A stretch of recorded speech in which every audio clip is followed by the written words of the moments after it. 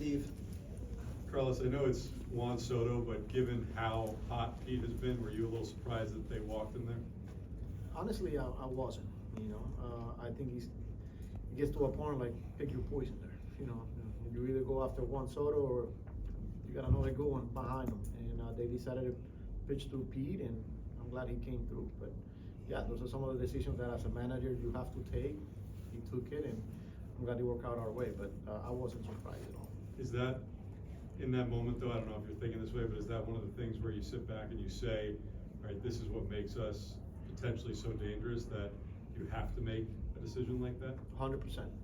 It's not an easy decision when you're sitting in the other dugout, and especially with the way Pete is swinging the bat now, we feel really good about our chances. Whether it's with Juan, whether it's with Pete, and whoever we got behind those guys. I've been saying it that as long as we're creating traffic and making things happen, eventually we'll get the big hit, and then we got it today. So. Dave?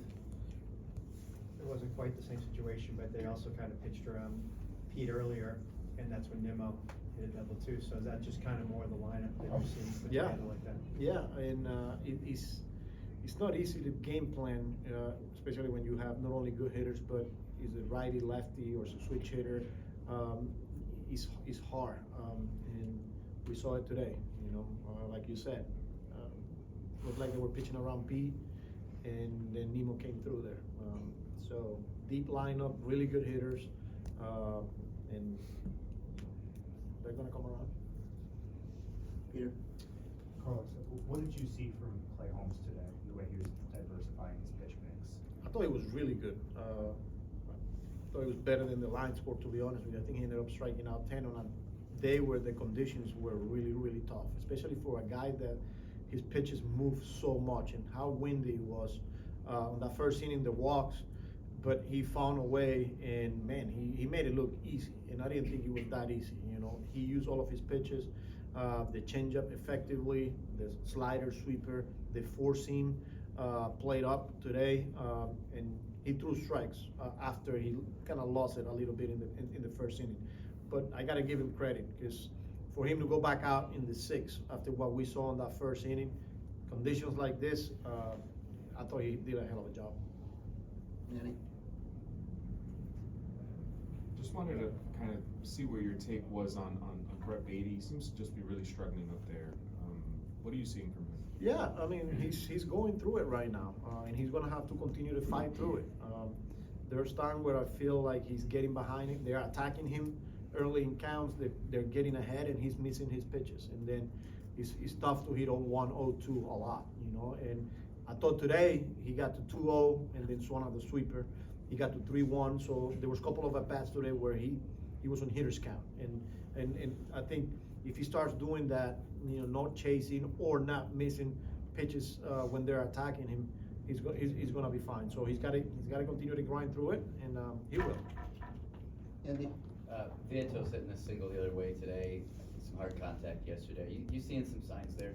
Yeah. Yesterday, a few walks, smoked the ball. Today, hits up. I think it was like 108 to center field, a line drive, controlling the strike zone. Yeah, I think there's some good signs there, and he'll come around too. I like the takes. I like the fact that he is executing his game plan, and he's another guy that it was good to see getting a knock there for him. Dan? I was just following up on that. He seemed to react after that single. Have you seen it get to him at all, the slow start? Not really. He goes out there, he prepares, he's playing good defense, he's engaged. Yeah, I mean, you want to see some results, as a competitor, but it was good for him to get that one. After hitting a bullet center field and not getting results, it gets to a point where you might get frustrated. But I haven't seen anything from him. As long as he continues to control the strike zone, he's gonna be in a good place. All right. Just Juan, conditions, is that why you took him out late? Yeah, I mean, this is something that I'm gonna do once in a while here. We did it with Nimmo in Miami, and then I thought today, maybe an inning, to get him off his feet in those rough conditions, and that's why I made that decision. Good. Thank you, Carlos. Most challenging part of those conditions today? It's just, I think that the dry weather is tough. Especially when you have the wind, just the balls get slick, and it's one of those days where, it's tough conditions, but, we all have to pitch with it, and, I think after that first, it just kind of went the mode of, let's try to make one pitch at a time and stack some pitches, and, was able to, get through a better outing, but, it was definitely an adjustment there to start with. What were you able to do so well overall, though? I think, I went to the four seam there. I think it just helped, start putting me in a little better counts. It's probably the most I've thrown the four seam, in a while. And at first it was just kind of, the pitch I probably had the most feel for, and then kind of got me in the zone a little bit and started, getting a little, some bad swings on it. It kind of opened some things up. So I think that pitch really, kind of got me back in the zone and kind of found a good release where I could start pitching off that a little bit. What do you do between innings to stay warm? Got some heaters down there. You get in the tunnel, kind of move around. But yeah, I think I always say the pitcher, we're moving around the most. I think, for the hitters and the fielders, they're standing around. So you find ways, you bundle up, and I think the cold. The cold's not terrible. I think it's just the dry windiness on top of that. It's kind of what makes days like today a little tough. You had a stretch where you're throwing a lot of sweepers and sliders. Is that something where you're reacting to how it feels and swings and things like that, or is that more game planning going in with those hitters? Some of both. Today it was kind of just, what we could kind of throw for strikes and kind of what felt good. And I think it's kind of where that started. I was able to land some sweepers there early, and started land some of the sliders and started getting some swing and miss on the sliders. And it's one of those things where you're trying to get strike one, and you do what you can with that, and then you kind of build off of it. But those two pitches definitely came into play, and they were pretty useful today for me. And with that and what you said before about switching to the fourth seam, are those some of the adjustments that you can make in a game now as a starting pitcher that you might not have had time to figure out that stuff as a reliever? Yeah, I think so. I think part of it's just having the the arsenal, and like I said, the awareness to kind of pivot. Instead of keep trying to force a sinker on a day like today, I was like, it's kind of tough early. It was either the yank more over the top or kind of slip out, arm side, and instead of just keep trying to force that, I kind of went with the four seamer and kind of let that play, kind of up and away to the lefties, and like I said, started getting some good counts. So yeah, it's when you have a few more pitchers, especially after the first, like, what can I start doing a little different here, and was able to pivot, and definitely helped out today. But I don't think you had a ground ball out for you to pitch as long as you did and not have one, considering your normal repertoire. What does that say about what you're doing? Yeah, it felt weird, to be honest. It's just one of those things where you look up, and the Arsenal's a little bit differently. They had a lot of lefties, and so especially the wind, blowing in, and it was one of those things where I think it's just felt weird. But I think as I changed my arsenal and some things change, maybe there's some days where I get less ground balls, and I'm going for a little less ground balls, and I'm going to more of the pitches in the areas that make play a little better. And I think like today, I started getting some swing and miss and some takes, and so some foul balls to help out early counts. But I think it's just part of the adjustment period right now. How challenging is it to face the same lineup 2 starts in a row? Yeah, you kind of learn them a little bit better. They learn you a little bit better. There's definitely, some give and take with both of it, I would say. I think having the deeper arsenal kind of helped with that a little bit. And like I said, I started throwing some more four seams, and there's some more sweepers today that wasn't really landing last start. So it's just all of it's information you take in and kind of let your eyes process kind of what they're at and what their kind of game plan is, and you try to pitch accordingly. As a reliever, you face the same team twice in a row all the time, or twice in the same series or something. Does that experience help? You know, first time facing as a starter, facing the lineup twice in 2 outings in a row, or just in terms of preparation, and if so, what's the difference in preparing? Yeah, I think, part of it, I think learning as a reliever, you learn your strengths and you pitch off those quite a bit. And even coming to today, it's like, I know they just saw me, but my strengths are my strengths, and you can't go away from those just because they saw them, last start. So at the same time, I knew the conditions might be a little tough, and some other things might come into play, but I think until, your strengths show you otherwise, you go with those, and I think that's what, pitchers, ultimately feel comfortable with, and you definitely learn that as being a reliever.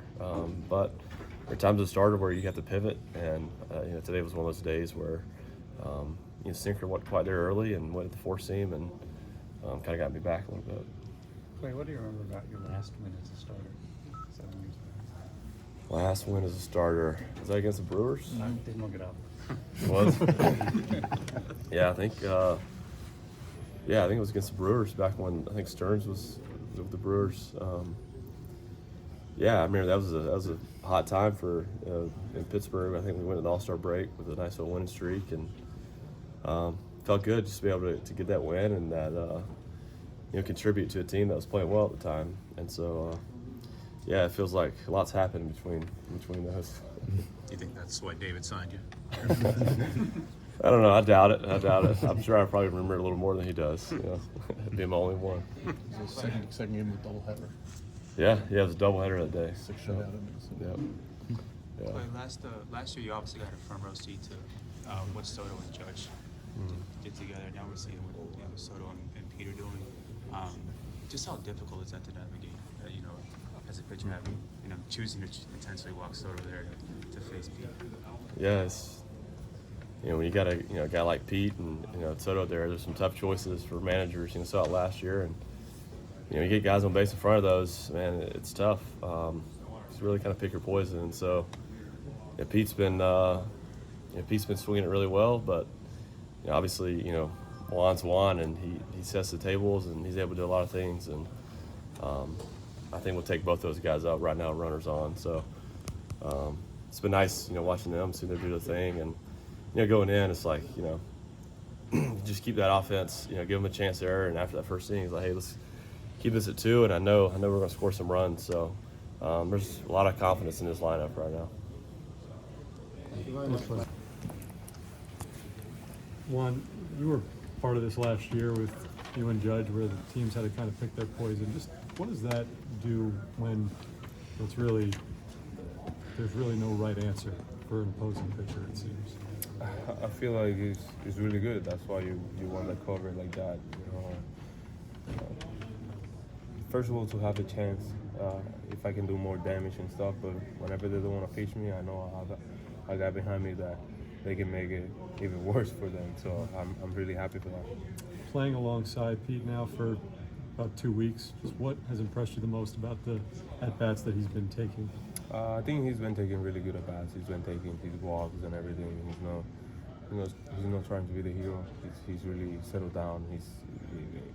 When the moment's needed, whenever he get a pitch, he tries to drive it. If not, he's taking his walk. So I think that's a really good thing.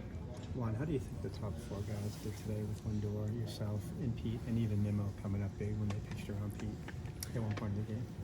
I think we did pretty good. I think decent job.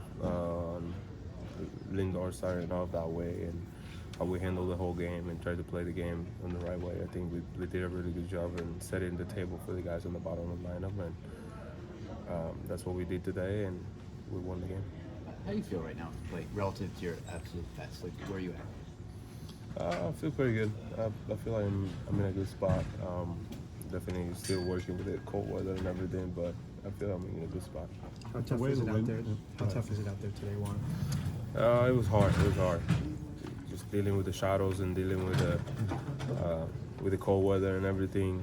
The windy day. I feel like these guys did a really good job to stay in the game and don't let that affect them and keep grinding. Was say the coldest day you've ever played in? I don't think so. I think I played in Cole's game before, but it was right at the top too. How did the wind affect fly balls? I think fly balls, yeah, it just is a guessing every time the ball goes in the air. You don't know if it's gonna kill it or it's gonna drive it. So as an outfielder, you just gotta try to get to the spot and decide where to go after that. During a pitching change, you went into the bullpen. Was that you're just looking for heat back there? Oh, I like those guys. I like to talk to them. Thank you, Juan. Thanks, Juan. Thank you.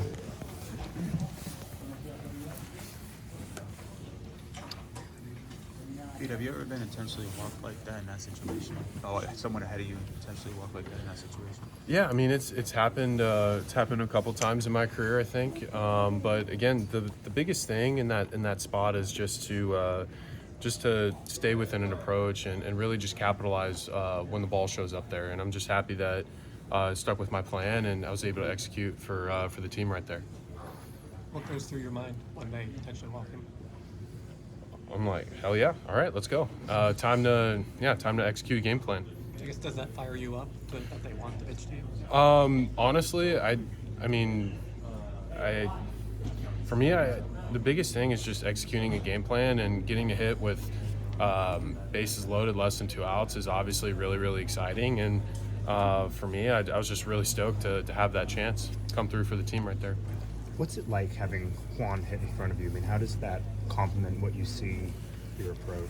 I mean, honestly, he's just he's such a pro. Obviously we know, yes, he has power, he has the hit tool.